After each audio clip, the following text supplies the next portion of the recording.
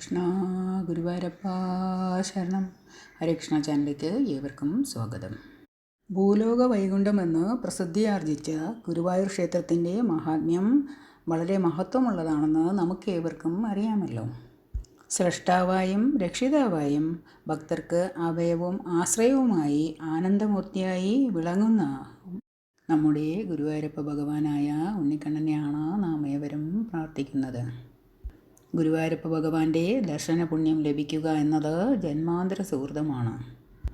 വൈകുണ്ഠത്തിൽ മഹാവിഷ്ണു സൂക്ഷിച്ചിരുന്ന പതഞ്ജലശില എന്ന അപൂർവ അഞ്ജനക്കല്ലുകൊണ്ടുള്ള വിഷ്ണു വിഗ്രഹമാണ് ഗുരുവായൂരിലുള്ളത് എന്നാണ് ഐതിഹ്യം. ഭൂലോക വൈകുണ്ഠമെന്ന് അറിയപ്പെടുന്ന നമ്മുടെ ഗുരുവായൂരപ്പ ഭഗവാന്റെ ആസ്ഥാനമായ ഗുരുവായൂരിൽ വെളുപ്പിന് 3 മണിക്കാണ് നട തുറക്കുന്നത്. സാധാരണ ദിവസങ്ങളിൽ 5 പ്രധാന പൂജകളും 3 ശീവേലിയും ഉൾപ്പെടെ 12 ദർശനങ്ങളെന്നറിയപ്പെടുന്ന പൂജകളാണ് നടക്കുന്നത്. ഉദയാസ്തമന പൂജയുണ്ടെങ്കിൽ പൂജയുടെ എണ്ണം 21 ആകും. രാവിലത്തെ നിർമ്മാല്യ ദർശനം മുതൽ തൃപ്പുക വരെയുള്ള സമയങ്ങളിൽ ഭഗവാൻ വിവിധ ഭാവങ്ങളിലാണ് ഭക്തർക്ക് ദർശനം നൽകുന്നത്. രാവിലെ 3 മുതൽ 3:20 വരെയാണ് നിർമ്മാല്യം. പുലർച്ചെ 2:30 മണിക്ക് മേൽശാന്തി രുദ്രതീർത്ഥത്തിൽ കുളി കഴിഞ്ഞ് 3 മണിയോടെ ശ്രീകോവിൽ നട തുറക്കുന്നു. ശംഖനാദത്തിൻ്റെയും നാദസ്വരത്തിൻ്റെയും മനോഹരമായ ശബ്ദമുഖരിതമായ അന്തരീക്ഷത്തിലാണ് ഭഗവാൻ പള്ളിയുണരുന്നത്. തലേന്നു ചാർത്തിയ അലങ്കാരങ്ങളോടെ ഭഗവാനെ ദർശിക്കുന്നത് പുണ്യകരമായ അനുഭവമാണ്. രാത്രി മുഴുവനും ശ്രീകോവിലിൽ തങ്ങി നിൽക്കുന്ന ഭഗവത് ചൈതന്യം ഈ സമയം പുറത്തേക്ക് ഒഴുകുകയും ഭക്തി പുരസരം തൊഴുതു നിൽക്കുന്ന ഭക്തരിൽ അലിഞ്ഞു ചേരുകയും ചെയ്യും. ഭഗവാന്റെ ഈ നിർമ്മാല്യ ദർശനം സർവപാപങ്ങളും അകറ്റി നമ്മളെ നിർമ്മലരാക്കുന്നു.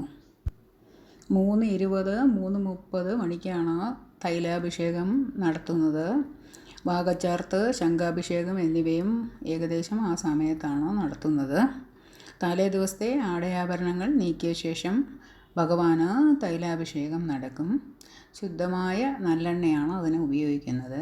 ചക്കിലാട്ടിയ 8 നാഴി നല്ലെണ്ണ തലേ ദിവസം തന്നെ വെള്ളിക്കുടത്തിലാക്കി ഇല കൊണ്ട് കുടം മൂടി വയ്ക്കും. ഭഗവാന്റെ ദേഹത്തു കൂടി ഒഴുകിയിറങ്ങുന്ന ആ എണ്ണ വിശേഷപ്പെട്ട ഔഷധമാണെന്ന് സങ്കല്പിക്കാറുണ്ട്. തൈലാഭിഷേകം കഴിഞ്ഞാൽ ഉടനെ വാകച്ചാർത്തായി. എണ്ണ നിശേഷം തുടച്ചു നീക്കിയ ശേഷം വിഗ്രഹത്തിൽ നെന്മേനി വാകപ്പൊടി വിതറും. ഇതാണ് വാകച്ചാർത്ത് എന്നറിയപ്പെടുന്നത്. നമ്മുടെ ഗുരുവായൂരപ്പ ഭഗവാന്റെ വിഗ്രഹത്തിൽ മുഴുവനും നെന്മേനി വാകപ്പൊടി തൂകുന്നതാണ്. തുടർന്ന് ശംഖാഭിഷേകമാണ്. വലംപിരി ശംഖിൽ തീർത്ഥജലം നിറച്ച് വേദമന്ത്രങ്ങൾ ഉരുവിട്ടുകൊണ്ട് മേൽശാന്തിയും ഓദിക്കനും ചേർന്ന് അഭിഷേകം നടത്തുന്നു. വാകപ്പൊടിയുടെ അംശവും മന്ത്രപൂരിതമായ തീർത്ഥജലവും വിഗ്രഹത്തിലൂടെ ഒഴുകിയിറങ്ങുന്നു. ഇതിനുശേഷം സ്വർണം കൊണ്ടുള്ള കുടത്തിൽ തീർത്ഥജലം കൊണ്ട് അഭിഷേകം നടത്തുന്നു. രാവിലെ 3:30-നും 4:15-നും ഇടയ്ക്കാണ് മലർനിവേദ്യം അലങ്കാരം. പട്ട് ശിരസിൽ വെച്ച് അതിനുമേൽ സ്വർണ്ണക്കിരീടം വെച്ച് വലിയ മാല കഴുത്തിൽ ചാർത്തി 2 വയസ്സ് പ്രായമുള്ള ഉണ്ണിയുടെ രൂപത്തിൽ ഭഗവാനെ അലങ്കരിക്കുന്നു. പട്ടുകോണകം ധരിപ്പിച്ച് അരഞ്ഞാണമായി മോതിരമാല ചാർത്തി കയ്യിൽ കദളിപ്പഴവും കൊടുത്താണ് ഭഗവാനെ ഒരുക്കുന്നത്. അപ്പോൾ നിവേദ്യം പതിവുണ്ട്. മലർ, ശർക്കര, കദളിപ്പഴം, നാളികേരം എന്നിവയാണ് നൈവേദ്യ സാധനങ്ങൾ. വെള്ളിപ്പാത്രത്തിലാണ് നൈവേദ്യം ഒരുക്കുന്നത്. അപ്രകാരം 4:15, 4:30 ആകുമ്പോഴേക്കും ഉഷനിവേദ്യമാണ്. ഉഷനിവേദ്യത്തിന് ഉണ്ണിക്കണ്ണന് നെയ്പ്പായസം, വെണ്ണ, വെള്ളച്ചോറ്, കദളിപ്പഴം, പഞ്ചസാര എന്നിവയാണ് ഇഷ്ടവിഭവങ്ങൾ. രാവിലെ 4:30 മുതൽ 6:15 വരെ എതിരേറ്റ് പൂജ, ഉഷപൂജ എന്നിവയാണ്. ഉഷനിവേദ്യം കഴിഞ്ഞ് 5:30 മണി വരെയുള്ള സമയം ദർശനത്തിനുള്ളതാണ്. സൂര്യോദയം ആകുമ്പോഴേക്കും എതിരേറ്റ് പൂജ തുടങ്ങുന്നു. സൂര്യനെ എതിരേൽക്കുന്ന ചടങ്ങാണ് എതിരേറ്റ് പൂജ എന്ന് അറിയപ്പെടുന്നത്. ഉദയസമയത്തെ ആശ്രയിച്ചാണ് എതിരേറ്റ് പൂജ നടത്തപ്പെടുന്നത്. ഈ സമയം പുറത്ത് ഗണപതി ഹവനവും ഉപദേവന്മാരായ ഗണപതി ഭഗവാൻ, ശാസ്താവ്, ഭഗവതി എന്നിവർക്ക് നിവേദ്യവും നടക്കാറുണ്ട്. ഈ നിവേദ്യങ്ങൾക്ക് വെള്ളച്ചോറ്, കദളിപ്പഴം, പഞ്ചസാര എന്നിവ തിരുമധുരത്തോടൊപ്പം ഉപയോഗിക്കുന്നു. ഇതേ സമയം തന്നെ നമ്മുടെ ഗുരുവായൂരപ്പ ഭഗവാനും പൂജകൾ നടക്കുന്നുണ്ടായിരിക്കും. രാവിലെ 6:15 7 മണിക്ക് ഇടയ്ക്കാണ് ശ്രീഭൂതബലി നടക്കുന്നത്. എതിരേറ്റ് പൂജ കഴിഞ്ഞാൽ ശ്രീവേലിക്കുള്ള ഒരുക്കങ്ങളായി. ആനപ്പുറത്താണ് ശ്രീബലി. 3 പ്രദക്ഷിണമാണ് ശ്രീബലിക്കുള്ളത്. ആദ്യ പ്രദക്ഷിണത്തിന് തന്നെ ഭൂതഗണങ്ങൾക്ക് നിവേദ്യം കൊടുക്കുന്നത് നേരിൽ കണ്ട ശേഷം 2ഉം 3ഉം പ്രദക്ഷിണം സന്തോഷസൂചകമായി ഭക്തരോടൊപ്പം നടത്തിയിട്ടാണ് ഭഗവാൻ ശ്രീകോവിലിൻ്റെ ഉള്ളിലേക്ക് പ്രവേശിക്കുന്നത്. ഭക്തരുടെ ഭജനസംഘവും ശ്രീവേലിക്ക് ഒപ്പമുണ്ടാകും. ഭഗവാന് സ്വഭക്തരോട് എത്രമാത്രം പ്രിയമാണെന്ന് നമുക്ക് മനസ്സിലാക്കാം. രാവിലെ 7 മണി മുതൽ 9 മണി വരെയാണ് പാലഭിഷേകം, നവകാഭിഷേകം, പന്തീരടി നൈവേദ്യം തുടങ്ങിയ പൂജകൾ. ആദ്യം രുദ്രതീർത്ഥജലം കൊണ്ട് അഭിഷേകം നടത്തിയ ശേഷം ഇളനീര് കൊണ്ട് അഭിഷേകം ഭഗവാന് നടത്തുന്നു. അത് കഴിഞ്ഞാണ് പാലഭിഷേകം വരുന്നത്. തുടർന്ന് നവകാഭിഷേകമാണ്. 9 കുടത്തിൽ നിറച്ച തീർത്ഥമാണ് നവകാഭിഷേകമായിട്ട് അറിയപ്പെടുന്നത്. നവകാഭിഷേകം കഴിഞ്ഞാൽ ഭഗവാനെ ഉണ്ണിക്കണ്ണനായി ഒരുക്കുന്നു. മഞ്ഞപ്പട്ട് ചുറ്റി കിരീടവും മാലയും ഓടക്കുഴലും പൊന്നരഞ്ഞാണവും ധരിപ്പിച്ച് അരയ്ക്ക് മേലോട്ട് ചന്ദനം ചാർത്തുന്നു.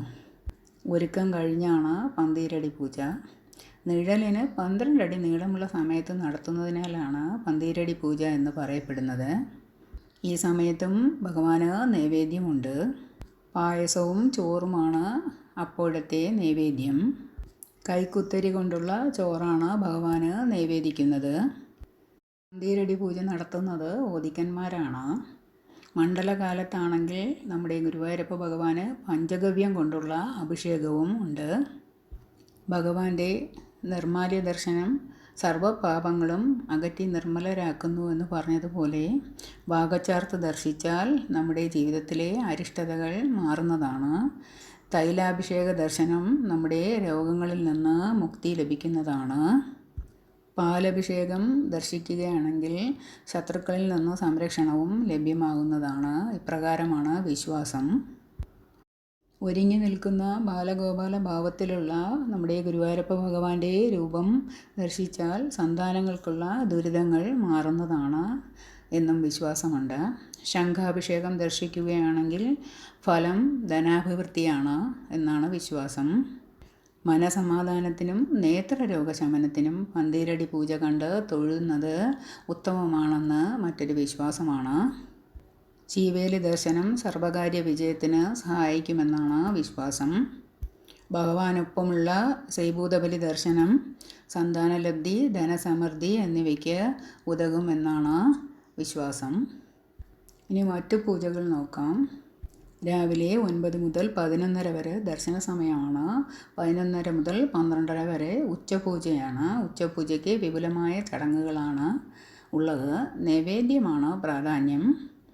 പാൽപ്പായസം, ത്രിമധുരം, പാലടപ്രഥമൻ, വെള്ള നിവേദ്യം, ഇരട്ടിപ്രഥമൻ എന്നിവയ്ക്ക് പുറമെ 4 കറി നിവേദ്യം എന്നറിയപ്പെടുന്ന കാളൻ, ഓലൻ, എരിശ്ശേരി, നെയ്യിൽ വറുത്ത ഉപ്പേരി തുടങ്ങിയവയും വെണ്ണ, തൈര്, പഴം എന്നിവയും നിവേദിക്കുന്നു. ഭഗവാന്റെ ഈ വിഭവസമൃദ്ധമായ നൈവേദ്യം കഴിഞ്ഞാൽ ഉള്ള പൂജയാണ് നടയടച്ചുള്ള പൂജ. ഈ സമയം പുറത്ത് ഇടയ്ക്കിടെ അകമ്പടിയോടെ അഷ്ടപതി പാടുന്നതാണ്. ഉച്ചപൂജയ്ക്ക് ഭഗവാന് വളരെ വിശേഷപ്പെട്ട അലങ്കാരങ്ങളാണ് ചെയ്യാറുള്ളത്. ഉച്ചപൂജ കഴിഞ്ഞ് 1 മണിക്ക് മുൻപേ നടയടയ്ക്കുന്നതാണ്. വൈകിട്ട് 4:30 മുതൽ 5 മണി വരെ കാഴ്ചശീവേലിയാണ്. വൈകുന്നേരം 4:30ക്കാണ് നട തുറക്കുന്നത്. തുറന്നാൽ ഉടൻ തന്നെ ശീവേലി നടത്തുന്നു. ഉച്ചയ്ക്ക് നടത്തേണ്ട ശീവേലി ഇവിടെ വൈകിട്ട് 4:30 മണിക്കാണ് നടത്താറുള്ളത്. 3 ആനകളാണ് എഴുന്നള്ളത്തിന്. നടുവിലുള്ള ആനപ്പുറത്ത് ഭഗവാനും അകമ്പടിയായി നെറ്റിപ്പട്ടം കെട്ടിയ 2 ആനകൾ ഉണ്ടാവും. 5 മണി മുതൽ ആണ് ബാക്കി ദർശന സമയം വരുന്നത്. വൈകുന്നേരം 6:15 മുതൽ 6:45 വരെ ദീപാരാധനയാണ്. അസ്തമയ സമയത്താണ് ദീപാരാധന വരുന്നത്. സർവാഭരണ വിഭൂഷിതനായ നമ്മുടെ ഗുരുവായൂരപ്പ ഭഗവാനെ വെള്ളി വിളക്കിൽ കത്തിച്ച ദീപം കൊണ്ടാണ് ആരാധന നടത്തുന്നത്. ചുറ്റമ്പലം പ്രകാശപൂരിതമാക്കാൻ ചുറ്റുവിളക്കും ഉണ്ടായിരിക്കുന്നതാണ്. 7:30 മണി മുതൽ 8:15 വരെ അത്താഴപൂജ നൈവേദ്യം ഉണ്ടായിരിക്കുന്നതാണ്. ദീപാരാധനയ്ക്ക് ശേഷം അത്താഴപൂജയുടെ ഒരുക്കങ്ങൾ ആരംഭിക്കുന്നതാണ്. നൈവേദ്യത്തോടൊപ്പമാണ് പൂജ നടക്കുന്നത്. അവൽ, വെള്ള നിവേദ്യം, പഴം, പഞ്ചസാര, കാരവലപ്പം, പാലടപ്രഥമൻ, പഞ്ചസാര പായസം തുടങ്ങിയവയാണ് ഭഗവാനുള്ള നിവേദ്യ വിഭവങ്ങൾ. അപ്പവും അടയും വെച്ചുള്ള അത്താഴ പൂജയാണ് ഭഗവാന് ഏറെ പ്രിയപ്പെട്ടതെന്ന് പറയപ്പെടുന്നു. കൊല്ലത്തിലൊരിക്കൽ നിറപുത്തരി ദിവസം ഉപ്പുമാങ്ങ വെച്ച് പൂജയും പതിവുണ്ട്. ഭഗവാന്റെ ദീപാരാധന തൊഴുന്നത് ദാമ്പത്യ വിജയത്തിനും പ്രണയസാഫല്യത്തിനും ഉത്തമമാണെന്ന് പറയപ്പെടുന്നു. അത്താഴ പൂജ സമയത്ത് നാം ഗുരുവായൂരപ്പ ഭഗവാനെ ദർശിച്ചാൽ ദാരിദ്ര്യശമനവും രോഗശമനവും കീർത്തിയും ഉണ്ടാകുമെന്നാണ് പറയപ്പെടുന്നത്. 8:45 മുതൽ 9 മണി വരെയാണ് അത്താഴ ശീവേലി വരുന്നത്. മൂന്നാമത്തെ ശീവേലി തുടങ്ങുന്നത് അത്താഴ പൂജ കഴിഞ്ഞിട്ടാണ്. ക്ഷേത്രം മുഴുവനും ദീപാലങ്കാരങ്ങളാൽ മനോഹരമായിരിക്കും. 3 പ്രദക്ഷിണം കഴിഞ്ഞാണ് ഭഗവാൻ അകത്തേക്ക് എഴുന്നള്ളുന്നത്. രാത്രി 9 മണി മുതൽ 9:15 വരെ തൃപ്പുക, ഓലവായന എന്നിവയാണ്. അത്താഴ ശീവേലി കഴിഞ്ഞാലുടൻ തൃപ്പുകയാണ്. ചന്ദനം, ഗുൽഗുലു തുടങ്ങിയ 8 തരം ഔഷധ സുഗന്ധദ്രവ്യങ്ങൾ പൊടിച്ചു ചേർത്ത് ഭഗവാന് പുകയായി അർപ്പിക്കുന്നു. ഈ സമയം അതീവ ഹൃദ്യമായ സുഗന്ധം ശ്രീകോവിലിൽ നിന്ന് പുറത്തേക്ക് പ്രവഹിക്കുന്നതാണ്. ഈ സുഗന്ധം ശ്വസിക്കുന്നതും ശരീരത്തിൽ ഏൽക്കുന്നതും വളരെ ഉത്തമമാണെന്നാണ് വിശ്വാസം. തൃപ്പുക കഴിഞ്ഞാൽ ഉടനെ ഓലവായനയാണ്. കലവറയിൽ നിന്ന് അന്നത്തെ ആവശ്യങ്ങൾക്ക് എടുത്ത സാധനങ്ങളുടെ അളവും വിവരങ്ങളും ഭഗവാനെ വായിച്ചു കേൾപ്പിക്കുന്നതാണ് ഓലവായന. ഇതിനായി നിയോഗിക്കപ്പെട്ട ആൾ ഉറക്കെ ഓല വായിച്ചതിനു ശേഷം നടയിൽ ഓല വയ്ക്കുന്നു. 9:15 നട അടയ്ക്കുന്നു. നട അടച്ച ശേഷം ഭഗവാന്റെ സഹോദരി സങ്കല്പത്തിലുള്ള ഉപദേവതയായ ഇടത്തരികത്തുകാവ് ഭഗവതിക്ക് അഴൽ നിവേദിക്കുക എന്നൊരു ചടങ്ങും കൂടി ക്ഷേത്രത്തിലുണ്ട്. പച്ചരി, വെള്ളരി, നാളികേരം എന്നിവ വെച്ച് വാഴത്തണ്ടിൽ തുണി ചുറ്റി എണ്ണയിൽ നനച്ച് കത്തിച്ച് ദേവിക്ക് അഗ്നി നിവേദിക്കുന്ന ചടങ്ങാണ് അഴൽ നിവേദ്യം. ഭഗവാന്റെ തൃപ്പുക സമയത്തുള്ള ഭക്തജനങ്ങളുടെ ദർശനം ഭക്തജനങ്ങൾക്ക് മോക്ഷലബ്ധി പ്രാപ്തമാക്കുന്നതാണെന്നും ഒരു വിശ്വാസമുണ്ട്. നിർമ്മാല്യം മുതൽ തൃപ്പുക വരെയുള്ള 12 ദർശനങ്ങൾ തൊഴുന്നത് വളരെയധികം പുണ്യമാണ്. സകലവിധ ഐശ്വര്യങ്ങൾക്കും അത് കാരണമാകുന്നതാണ്. നേരത്തെ പറഞ്ഞതുപോലെ ഉദയാസ്തമന പൂജയുള്ള ദിവസങ്ങളിൽ ഉച്ചപൂജ വരെയുള്ള പൂജകളുടെ സമയങ്ങളിൽ സാധാരണ ദിവസങ്ങളുടേതിനേക്കാൾ മാറ്റം ഉണ്ടാവുന്നതാണ്. ഉദയാസ്തമന പൂജയുള്ള ദിവസമാണെങ്കിൽ നട അടയ്ക്കാൻ താമസിക്കും.